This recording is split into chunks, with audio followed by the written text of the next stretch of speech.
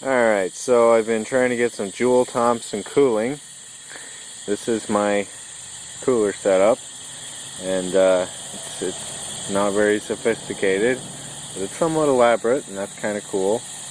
I actually have managed to run this thing for, I don't know, 45 minutes, 30 minutes, an hour, somewhere in there. I haven't really kept track of time very well, but I have managed to run it for a time and get it to cool off from 54 degrees ambient down to 45 degrees. Yeah, check the thermometer. I think I could maybe even get a close up here, and you might be able to see. No, probably not. Well, you can see that dial, but you can't see the numbers very well.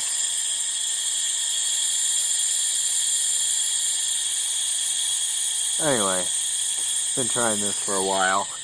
Finally had to get a plastic nozzle so I could get some adiabatic expansion. But, see, I have this piece of PVC on the outside of 1/4-inch copper. This is probably a 1-inch PVC.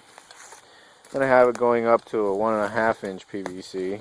And I did that just because that's the materials I had. Probably be just as good to use 1-inch all the way. But it comes out of here, and I was able to measure the temperature on that, and it's about 54 degrees. And this 1/4-inch piece of copper tubing. Now it's a 50-foot long piece of copper tubing, and as you can see, my PVC isn't that long. It's probably only about 20 feet, maybe 25. But originally, I tried to use this 5/8 tubing, and I couldn't get it to work, so I got impatient, stripped it off, and used the PVC. Well, as a result, it's not as long, and I can't get as good of exchange rate. But that doesn't seem to be a problem, since I get the air cooled down to ambient before it gets here.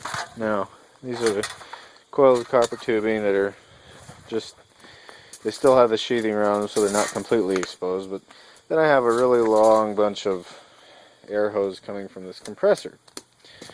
Now, I was running this at 7 bar, or 100 psi. Currently, I've got it set at 40 because I was just going to check and see if I could get cooling at a lower temperature.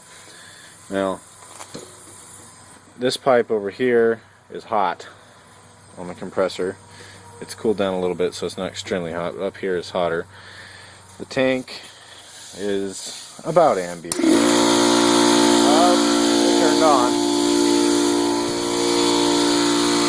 So anyways, that whole elaborate setup is my Joule Thompson cooler. Inside here, I've got a little plastic valve, and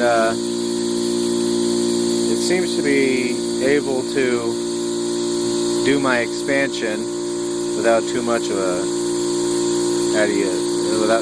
thermal exchange, which makes it adiabatic because it's able to expand before it transmits into the nozzle.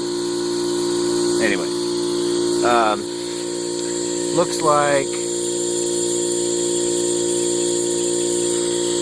I'm not getting any extra cooling at 40 psi, but it hasn't gone up in temperature, and the outside temperature appears to be about 51 degrees. Was 54 earlier, so 3 degrees seems to be the drop in ambient temperature, and so I'm going down to 45 from 54. That makes actually 9 degrees, but I'm subtracting off 3 for the change in ambient temperature, and then I'm subtracting another 1 degree, could be 2 degrees, from the difference in the thermometers. I tried to sync them, put them to the same source, got them pretty well synced, but not perfect. Anyway, so that's what I'm doing. I put aluminum foil around a Powerade bottle and wrapped it in a sheet. folded it all up for a little insulation, and it actually seemed to do the trick. So I'm not getting liquid nitrogen yet, but with a little extra insulation I probably could get small amounts of liquid nitrogen every day if I wanted to run it that long. A little more insulation, a little more sheathing for the pipe, and I've got the whatever Lind's process, the Hampson-Lind cycle process, using the Joule Thompson expansion cooling thing.